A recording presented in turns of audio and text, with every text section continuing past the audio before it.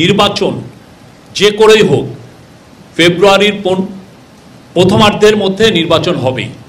পৃথিবীর কোনো শক্তি নাই এই নির্বাচনকে ঠেকাতে পারে। আপনাদের বুঝতে হবে যে এই অগাস্ট 5-এর পরে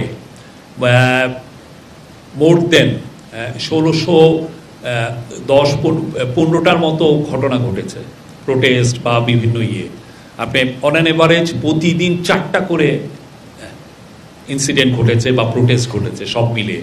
তার মধ্যে 600টা ছিল এডুকেশন মিনিস্ট্রি সংক্রান্ত।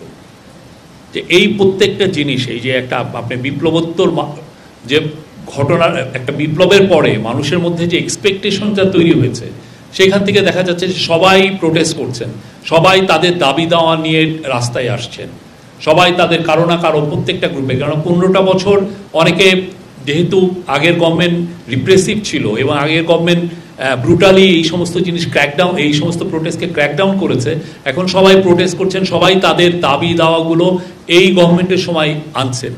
তা এই গভর্নমেন্ট যথেষ্ট এবং আইনশৃঙ্খলা বাহিনী যথেষ্ট ধৈর্যের সাথে এই বিষয়গুলোকে মোকাবেলা করছে। আপনাদের আমরা চেষ্টা করছি এবং আজকের মিটিংয়েও বলা হয়েছে যে নির্বাচন যে করেই হোক ফেব্রুয়ারির প্রথমার্ধের মধ্যে নির্বাচন হবেই। পৃথিবীর কোনো শক্তি নাই এই নির্বাচনকে ঠেকাতে পারে। নির্বাচন হবে এবং সে বিষয়ে পুরো যত ধরনের প্রস্তুতি লাগে সেই প্রস্তুতিগুলো নেওয়া হচ্ছে।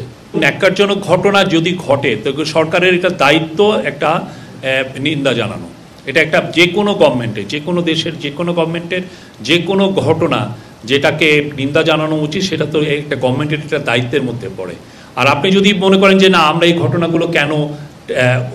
ঘটনাগুলো কেন হচ্ছে সেটা যদি বলতে চান, তাহলে তো উনি তো বললেন যে রাজবাড়ির ঘটনায় ডিসি এই যে কমিটির সাথে 2 দফা মিটিং করেছেন, টিএনও সেভারাল টাইমস তাদের সাথে কথা বলেছেন। এখন স্থানীয় পর্যায়ে তাদের সাথে বারবার মিটিং করা হচ্ছে। তারা প্রেস ক্লাবে যে ওনারা তাদের কমিটমেন্টেরও কথা বলেছেন যে তারা তাদের যে বিক্ষোভ এটা শান্তিপূর্ণ রাখবেন।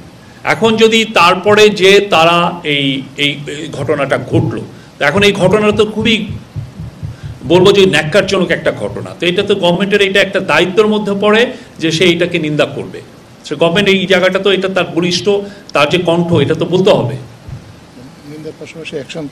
আর অ্যাকশন কি প্রত্যেকটা ঘটনায় আমরা অ্যাকশন নিচ্ছি, এমন না যে বসে থাকা হচ্ছে। নূরের ঘটনায় আপনারা জানেন আমরা ঘোষণা দিয়েছি যে একটা ইনভেস্টিগেটিভ কমিটি হয়েছে। তো তারা ইনভেস্টিগেট করে দেখবে যে ঘটনাটা কোথায় কিভাবে হলো, কার এখানে দোষ ছিল, কেন এই ঘটনাটা ঘটলো, সবই তো দেখা হচ্ছে।